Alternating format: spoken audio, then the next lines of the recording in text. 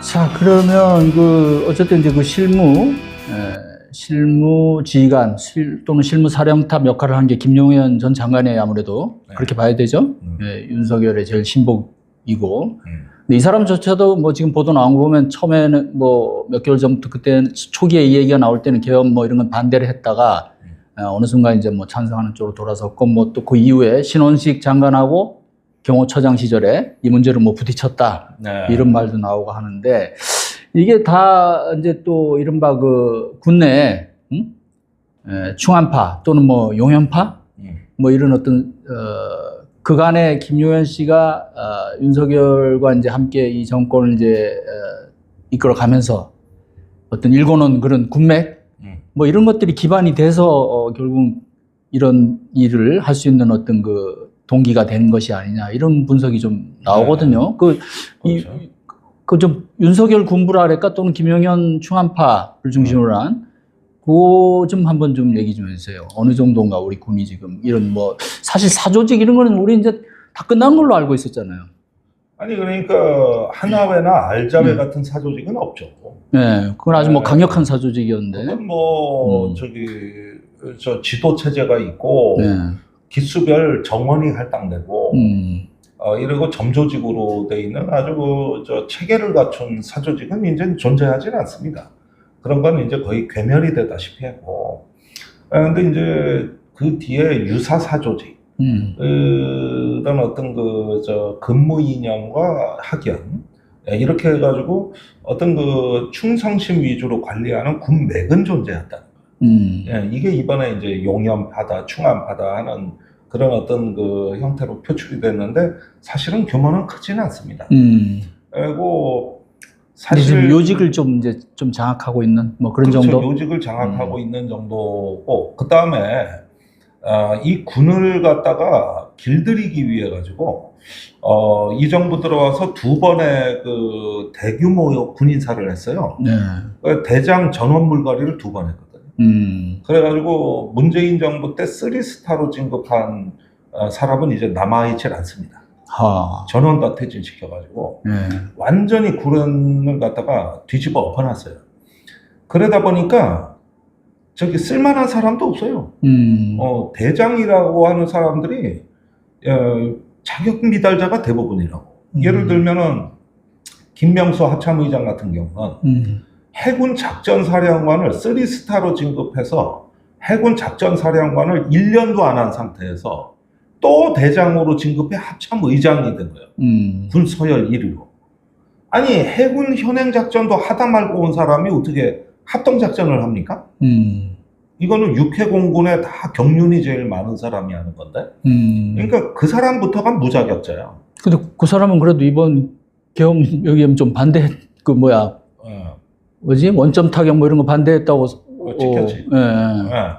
그런데 그거는 합참의장이라는 자리가 국방부 장관 지휘도 받지만 계엄 선포라고 뭐 국지전이 일어나고 이렇게 되면은 전시작전권이 연합사령관한테 전으로 전환이 돼요.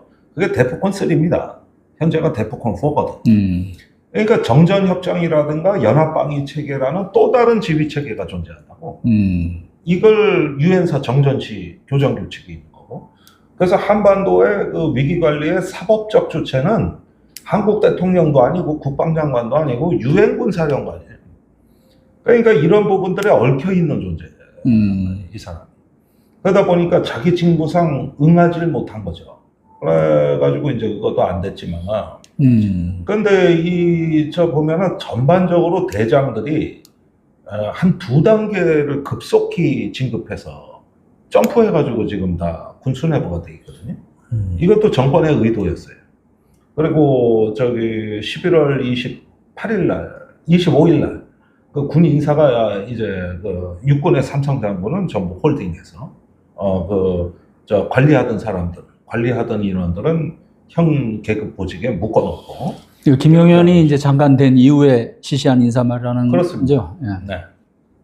그래서 김용현은 경호처장 할 때부터 군에 막강한 영향력을 행사했고, 이제는 8월부터는 신원식을 제거하고, 뭐 신원식이 말을 잘 안 들었다고 그러는 건데, 예를 들면은 뭐 박정훈 사건에 대해서 그 항명 사건에 대해서 나한테 보고하지도 마라. 관여 안 하겠다. 이런 것도 뭐 마음에 안 들었다 그랬고. 또 그 외에도 여러 가지 뭐 계엄에 관한 사전 논의에서도 반대 의견을 피력했다는 거거든요.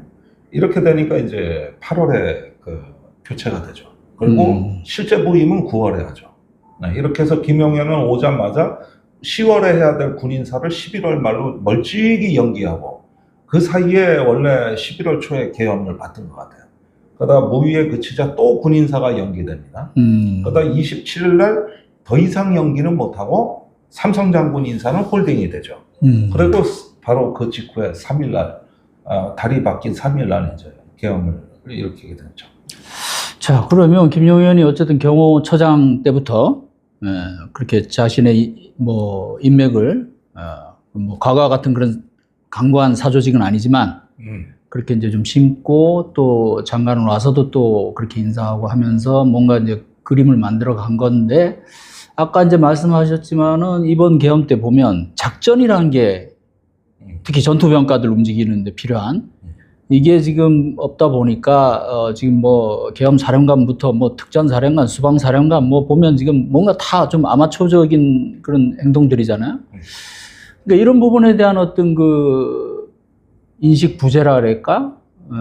왜 이렇게까지 그런 생각을 못한 것인지, 아니면 자기 말을 잘 듣는 그런 몇몇 사람들만 생각해서 이렇게 하면 무조건 나머지는 다 자동으로 잘 될 거다, 따라올 거다 이렇게 오판을 한 건지. 그러니까 그런 부분에서는 일단 기질적이고 심리적인 요인도 있고 또 실제로 그 오판을 한 어떤 그 분석의 오류도 따져봐야겠는데 우선 김용현이 이 권력에 대한 환타지가 대단합니다. 그러니까 이 사람은 군 생활할 때부터 자기 상관은 거의 신으로 모셔요. 엄청나게 떠받들어요. 권력이 곧 정의예요. 힘이 곧 정의라고. 그리고 자기의 모든 걸 다 바쳐요. 그러는데 그 이면에는 권력이면 다 된다는 일종의 어떤 권력 환타지가 좀 심한 것 같아요. 그러니까 이번의 경우에도 마찬가지인데 이게 저 대통령이 담화를 발표하고 국방장관이 내가 하는데 왜 실패하겠냐. 우선 이 의심하고 우연적인 실패 요인들이 이렇게 많이 등장되는 걸 점검을 해야 되지만은 이 권력에 대한 오만과 확신이 지나친 사람들은 이걸 좀 무시하는 경향이 있고 그런 면에서 그 일종의 어떤 레드팀이 없었던 것 같아요. 그러다 보니까 이게 동질한 집단 사고의 함정에 이제 빠지게 되는데 일단 아무리 최악의 상황이라도 대통령이 있는데 이러면서 문제점을 조금 무시하는 경향 이게 이제 좀 권력에 대한 환상이 아주 심한 사람이다 이런 기질적인 요인도 있는 것 같고 두 번째는 이 계엄에 관해 가지고 저번에 그 이전에 신원식 장관 뭐 특전사령관 방첩사령관 토의했을 때 다 문제점이 나왔더라고. 정확하더라고. 군이 따르겠냐. 그다음에 이런 계엄 상황엔 군이 훈련도 안 돼 있다. 뭐 이런 지적들 나오는데 그게 이번에 다 드러났거든요. 그럴 때 이제 김용현이 신원식 그 장관하고 당시 신원식 장관하고 고성을 지르면서 다퉜다는 거 아니야? 된다니까. 그런데 아주 안 된다고. 사실 육사 기수로는 신원식이 한 기수인가 위잖아요. 37기입니다. 네, 김용현은 38기. 네. 그러니까 이런 것들은 다 작전의 권위자들인데도 불구하고 그 김용현은 정치의 힘을 믿는 스타일이고 신원식은 그 정치 권력 갖고도 안 되는 군사의 어떤 특성이 있다는 거. 신원식이 좀 더 어떻게 보면 군인 정신 뭐 약간 그쪽으로 더 가깝다고 봐야겠네요. 김용현은 조금 정치 군인에 가깝고. 예. 그래서 둘 다 합참 작전본부장 출신이거든. 네. 둘 다 그게 마지막 직이었다고. 둘 다 또 수방사령관도 하지 않았어요? 네. 그런데 이런 어떤 그 인식의 차이가 결국은 한 사람은 가능성을 보고 한 사람은 한계를 봤다는 거거든. 아, 같은 사물에. 예. 아, 이것도 아주 흥미로운 포인트예요. 그래서 그 김용현은 이제 그 자기가 그 지휘하는 병력에 그 어떤 장군들의 가능성, 그러니까 충성할 가능성을 봤다면 신원식은 그 장군들의 한계를 봤다는 거지. 이 점에서 다르죠. 네. 그러니까 이제 바로 그 점이, 그러니까 이제 자기가 아까 말씀하신 것처럼 김용현은 아주 충성주의자라는 거 아니에요. 자기가 그렇게 했듯이 내 밑에 애들도 자기한테 자기 지시면 무조건 다 따를 것이다. 이런 좀 약간 망상 가까운 그게 그럼 있었다는 것이고. 그렇죠. 그 이번에 이제 아까 말씀하신 그 이제 사조직 있잖아요. 비밀 사조직, 그 수사 2단 정보사. 이쪽 중심으로 지금 이번에 그 사조직들 가동된 걸 보면 또 그 저게 특징이 하나 있는 것 같아요. 철저하게 육사 출신 중심이다. 그 왜 문재인 정부 때 사실은 육사를 많이 좀 어떻게 보면 옛날에 비해서 많이 죽여놨잖아요. 뭐 네. 속된 말로. 근데 그거를 다시 윤석열 정부 들어와서 많이 살리지 않았습니까? 그렇죠. 그런데 죽였다고는 하지만은 그 육사 총동창회, 네. 그 다음에 육사 구국동지회, 또 대수장이라고 부르는 대한민국 소예비역 장성단. 여기가 다 이제 과거 50 때부터 그 육사 출신들을 주축으로 하고, 거기가 이제 주류가 되어 있습니다. 그러면서 후배들한테 영향력을 행사. 이 어떤 육사의 고질적인 조직 문화나 폐쇄적인 엘리트주의는 청산된 적이 없다. 그러다 보니까 무슨 학교가 3번을 쿠데타를 합니까? 한 학교가? 전 세계에 아마 없을걸. 그렇게 되나요? 아니, 5.16, 12.12. 에다 12.3까지. 거기에다 유사 쿠데타, 뭐, 유신이라든가, 네. 부산의 그 정치파동, 이런 거 또 제주 4.3, 뭐, 더 거슬러 올라가면은 옛날 그 육군 방첩 때까지 거슬러 올라가가지고, 이게 육사의 정신이 넓게 잡으면 5번 내지 한 7번 가까이 대한민국에서 정변에 관여했다는 얘기가 되는 건데, 네. 이건 진짜 한 학교가 그랬다. 이게 말이 되냐 이거예요. 그런데 일본이 그 전쟁에서 패전하고 26명의 A급 전범이 있었어요. 네. 그 중에 20명 가까이가 일본 육군대학 출신이거든. 한 학교 출신이라고. 차. 그래서 3대 오물이라고 불리는 그 작전을 망친 3명의 장군 전원이 일본 육군대학 출신이고, 그 다음에 태평양 전쟁을 일으킨 도조 히데키 네. 총리죠. 그래서 저는 육군 대신이었는데 여기가 육군대학 출신이고, 그 아버지도 육군대학 출신이고, 하여간 육군대학이 싹쓸이해가지고 이 나라를 완전히 파멸로 이끌어가거든요. 일본은 또 육군대학이 우리 육군대학. 육사처럼. 일본 육사에서 우수한 사람이 가는 게 육군대학이에요. 근데 이 사람들이 37년에 만주사변, 42년에 이제 태평양 전쟁, 다 주범들이에요. 어전회의에서 일본 왕의 말도 안 들어. 그리고 툭 하면은 뒤집어 엎는데, 유사 군사 쿠데타가 수도 없이 일어났다고. 그래갔는데 이런 일본의 군국주의를 청산하는 게 육군대학 폐교예요. 1945년에 없어진다고. 그래서 1880년대 만들어졌던 육군대학이 그제서야 생명이 끝나. 그런데 일본 육군대학 비슷하게 만들어진 게 한국의 육군사관학교예요. 그러니까요. 여기에 이제 엘리트를 양성한 게 아니라 엘리트주의를 양성한 거예요. 그리고 이제 군인의 사고에는 외교나 정치를 존중하는 정략의 영역이 있고, 군사력으로 이기는 전략의 영역이 있는데, 이걸 합쳐 정전략이라고 그러는데, 일본 육군대학의 고질적 병폐가 정치와 외교를 중시하는 정략의 영역을 의도적으로 무시하고, 군사력을 문제 해결의 수단으로 앞세우는 전략을 신봉하는, 절대시했다. 네. 이게 일본 육군대학의 아주 고질적 병폐다. 그런데 한국의 육사는 이 물리력을 통해서 정치를 전복시키고 때려엎는 이런 식의 어떤 그 엘리트주의를 그대로 가져와 가지고 자기들의 또 우월주의 사상, 선민의식 이런 거에다가 이제 끈끈한 선후배 문화, 그다음에 일본 육군대학식에 일단 저지르고 보는 돌격해버리는 문화, 저돌사 이런 게 이제 없어진 줄 알았는데 이게 선후배 관계와 예비역 조직을 통해 가지고 계속 이어져 내려왔고, 그러다 보니까 이번 12.3 계엄 사태를 보면은 저 정보사 수사대 만들고 뭐 할 때 그때 가서야 저 밑에 대령급의 학군 출신이 이제 한두 명 나오지, 나머지는 싸그리 육사. 그것도 전부 선후배로 다 맺어진 100% 육사거든요. 그러니까 이게 이런 사례는 일본 육군대학에 비견된다.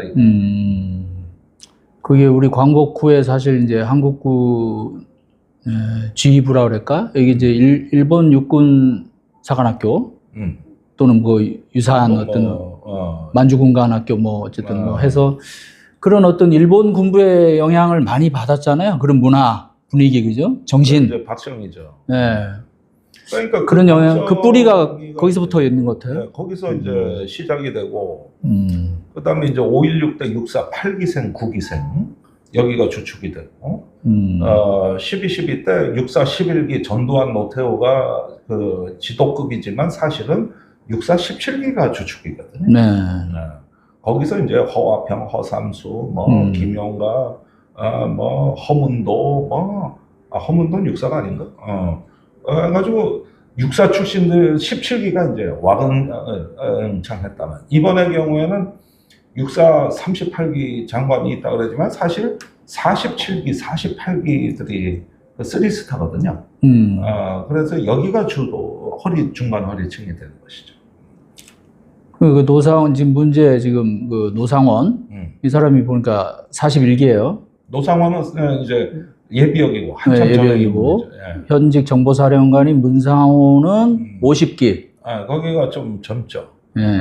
근데 오히려 지금 예비역이 현직 사령관을 지금 오히려 지휘하는 그런 상황이 이번에 펼쳐졌죠. 네, 그렇습니다. 그래서 이 사람들이 대부분 그 대통령 경호처 인맥들이에요. 그러니까 거기에서 빠질 수 없는 인물이 박흥렬. 그 박근혜 정부 때 초대 경호처장 마지막까지 갔어요. 그런데 그 밑에서 군사관리관, 그 원스타로, 그게 제일 높은 직입니다. 경호처의 군인 중에는. 그게 이제 바로 노상원인데, 노상원이가 바로 그 밑에 있었고. 그리고 노상원은 박흥렬이 육군 참모총장 때도 육군본부 비서실에서. 네, 맞습니다. 계속 이어지고. 그때 김용현이 이제 비서실장도 하고 그랬잖아요. 총장. 그때 직속상관, 저 비서실장이 김용현이고. 이렇게 되고, 문상호는 청와대 경비하는 55 경비단 출신입니다. 그 55 경비단은 거기 또 김용현도 과거에 또 했는데 다. 있었고. 그러니까 이게 다 노상원도 아마 거기 있었을 거예요. 예, 그렇습니다. 그래서 이 사람들이 그게 뭐 이제 보통 끈끈한 적이 아니네요. 그렇죠. 육군본부, 경호처, 수방사 이렇게 이어지는 그 흐름을 그대로 답습하죠. 그 보니까 이제 그런 노상호는 이제 뭐 이미 뭐 보도가 됐지만은 이제 그 여군 장교 성추행 사건 뭐 이런 걸로 이제 불명예 전역을 했잖아요. 실형도 선고받고. 그 다음에 이번에 또 이제 새롭게 드러난 김용군이라고 이 사람은 또 이제 헌병 쪽이에요. 전 국방부 쪽. 제2수사단에 참여한. 근데 이 사람도 보니까 뭐 과거에 사이버 사령부 정치 댓글 공작 사건과 연루돼서 축소 은폐한 혐의로 또 구속됐죠. 실형을 또 선고받았던 전력이 있어요. 야, 불명예죄죠. 네, 그러니까 이런 사람들, 과거에 어떤 불명예를 안고 있는 사람들을 아주 적극 활용한 이 점도 또 눈에 띄어요. 그래서 그 노상원, 김용군이 불명예 제대자고, 그다음에 현직 문상호 정보사령관도 지난 7월에 블랙요원 명단 유출 사건, 또 하극상 사건으로 굉장히 그렇죠. 교체돼야 될, 이 사람도 불명예 자연스럽게 나갈 사람입니다. 그런 걸 신원식 장관이 문상호를 제거하려고 하자. 이제 그 7월에 책임을 물어서 그때 김용현이 개입을 하죠. 그래서 정보사령관을 못 건드리게 하면서 이것 때문에 신원식이 잘린 거거든요. 그리고 김용현이가 그 직접적인 계기는 그걸로 봐야 되나요? 이것이 이제 직접적 계기였다. 이렇게 얘기가 되는데 그렇게 보면은 이 문상원, 노상원, 그 다음에 저기 김용군 등은 전부 군에서 일정 정도 어느 원스타, 투스타 때 다 군인으로서의 생명이 끝났다. 네. 그러다가 어떤 계기가 오면은 이거 한판 뒤집기로 다시 그때 그 못다 이룬 꿈을 갖다가 해야 되는 군내 불만 세력들입니다. 그런 와중에 김용현이 그 중에 가장 군에 한이 맺힌 사람.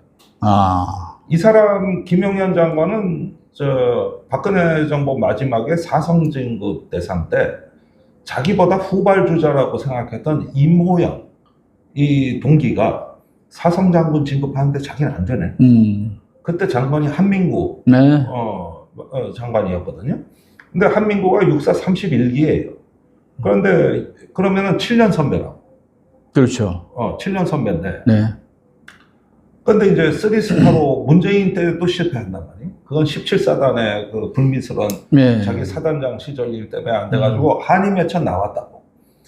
그리고 이제 골프장에서 한민구를 만났죠. 그때 육사 선후배들 사이에 유명한 일화가 있죠. 한민구한테 육사 7년 선배한테 쌍욕을 해버린 거지. 오호. 자기 진급 때 안 도와줬다고. 그 사람들 보는 데서요? 네. 허허. 골프장에서. 골프 라운딩 하는 데가 아니라 대기실 같은 데. 네네네. 그래서 골프 시작할 때 우연히 한민구가 김용현을 봤거든. 그래서 아는 체를 했다고. 근데 싹 고개 돌리고 가버리더래. 그러다 골프를 끝나고 다시 만났는데 그때 아는 체를 또 했거든요. 그때 쌍욕이 나오면서 그냥 면전에서 막말을 퍼버렸지. 이게 선후배들 사이에서 유명한 일합니다. 그 정도로 한이 맺혀요. 그러니까 자기도 이게 장관은 됐지만 사실 그때 나 안 도와준 너. 그런데 한민구는 사실 안 도와준 적이 없거든. 근데 이제 뭐 다 저기요. 이제 자기 어쨌든 그때 장관으로서 인사권을 행사할 수 있다고 믿었을 테니까 아마 무조건 미웠겠죠. 그러니까 이번에 그러면 다 이렇게 한이 맺힌 사람들. 그러니까. 뭔가 좀 울분이 쌓인 사람들. 그러니까 이제 우리가 부산 정치 파동 1952년 임시수도 부산에서 그 계엄령이 선포됐단 말이에요. 그게 5월 25일이거든. 근데 5월 24일 날 이승만이 공작을 하죠. 그게 이제 금정산 사건이라고 하는 건데 부산 외국의 금정산에 공비가 나타나 미군을 공격해버린 거예요. 거기에 이제 그걸 기회로 계엄을 선포하고 야당 의원이 타고 가던 버스를 습격해 50명을 연행해가지고 야당이 개헌안을 못 내게 한 거. 그때 나중에 밝혀졌는데 그 공비가 형무소에서 죄수들 풀어가지고 불만자들 니들이 엎어버려 그냥 하거든. 이런 불만자들 그러니까 군대에서 쫓겨나서 점집이나 운영하고 먹고 살기도 어려웠을 거다고 아마. 그러니까 산에 들어가서 도나 닦고 닭이나 키우고 이러던 장군을 불러들여가지고. 그런 식으로 나가면 더구나 실형까지 선고받고 이러면 유죄가 확정되면 그 군인연금도 박탈되는 거잖아요. 심하게는 반토막 나고 100% 날아가는 경우도 있고 그래요. 그런데 이런 경우는 아마 불이익이 심했을 겁니다. 그러니까 연금퇴직금 다 불이익을 받아요. 그러니까 이런 경우에 일단은 군대에서 뭔가 한이 맺힌 놈들 이런 자들을 가지고 범죄단체를 구성하게 하고 거기다 무기를 줬다. 이거 진짜 이거 심각한데요. 이게 무서운 얘기죠 이게. 지금도 걸어다니는 시한폭탄들이 있는 것 같아요. 아니 김영현이 그러니까 문희망 군인 출신이고 그렇지 자유당 때 정치 깡패들 하는 짓을 위에 윗선에서 하던 똑같네요. 똑같습니다. 그런 게 이제 우리나라 80년대까지 있었습니다. 그 통일민주당 창당 방해 사건, 용파리 사건 해가지고 그러니까 정치가 뭔가 불법적인 일을 할 때는 항상 사설 조직이 하는 거예요. 야, 그러니까 처음에 말씀하신 그 부분이 이게 딱 진짜 맥락이 진짜 닿는 거네 다. 그렇습니다. 이렇게 보면은 전반적인 범죄 단체다. 폭력 범죄 단체다. 폭력 범죄 단체인데 이제 제일 상위에는 극우 유튜버들이 있고 이 극우 유튜버들이 이제 선전대 거기는 이제 뭐 이론 제공하고 그다음에 시위대가 있는데 이게 이제 정광훈 유해 태극기 부대 대수장 이런 부대들이 있고 그다음에 거기에 연결된 이제 폭력 조직 범죄 단체가 이제 정보사 수사단 같은 이런 게 있고 이런 식으로 해가지고 대한민국이 이런 자들에 의해서 그냥 들었다 놨다 하는 거예요. 이게.